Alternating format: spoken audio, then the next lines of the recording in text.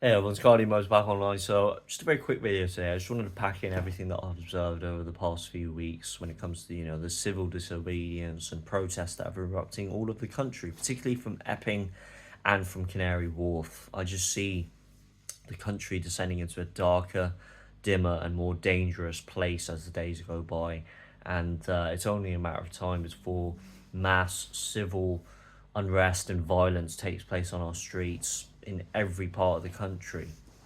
I think the people have reached their tipping point. The country is on the edge, as I said, and the blatantly obvious level of two-tier policing that I see. These police officers, like, I just don't understand. Like, do you not have any moral code or ethics to at least question the order that you're giving? All of them, they're just unquestioning androids. I saw a father and child being dragged out of their vehicle on the way home from a protest. It's just sickening to see that footage. An 11-year-old boy, he was pepper sprayed at point blank range. I saw protesters just literally walking through a shopping centre in Canary Wharf, just very peaceful, a very peaceful protest, and they get heckled, kettled in, manhandled by police officers for no reason whatsoever. The police, they just present themselves as thugs. Um, the leader of the Pink Ladies protest, 70-year-old. You can see from the video she looked very distressed, all red in the face. She'd been pepper sprayed, gasping for air. Her throat was clenched. They just did it for no reason. There's no reason to be so heavy-handed on a largely peaceful protest. And obviously, Reform Sarah White, she gained a lot of notoriety in social media. She made one of the most fantastic, powerful speeches I've ever heard from a locally organised citizens' protest. And then moments later, she unfurls the Union Jack flag and gets arrested. It's just unbelievable, the suppression of freedom of expression in this country. Obviously the American media and politicians have started to take notice. I think there's some good news that can come out of all of this. And Nigel Farage, obviously, going over to the United States. I think there's something powerful that can come out of that. We might just need some kind of American intervention in this. How embarrassing is that? But the only way that we can deal with this is just through peaceful means. But the suppression of freedom of speech is unbelievable. I mean, to put a cherry on top of the cake, Graham Linehan.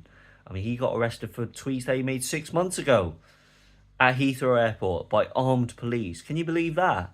It just puts our country to shame.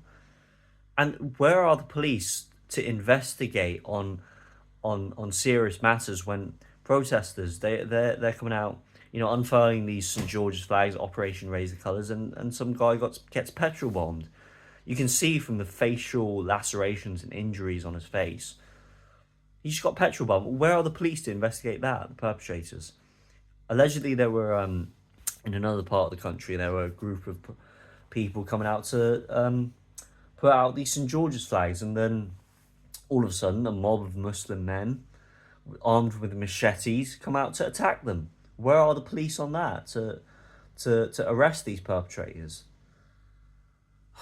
I just this level 2 tier policing. I can't believe it. I just can't believe it. And the only way that we can come out of this is through peaceful means. We have to continue protesting. We have to come out and organise these rallies, but peacefully. Because once any single moment kicks off, any moment of violence kicks off, this gives the state, the police, the government, the politicians, every ammunition they need to clamp down even more on freedom of expression, even more on freedom of speech, to give them the excuse to bring in this totalitarian regime and to unleash the Fabian behemoth. I'm doing a lot of research into the Fabian Society, but we have to do it through peaceful means. And what better time than to organise a mass political reawakening, a revolution a festival for freedom of speech on the 13th of September. I think this is going to be huge. I think we're going to wake up the world. We're going to show them how it's done. That, the people have had enough.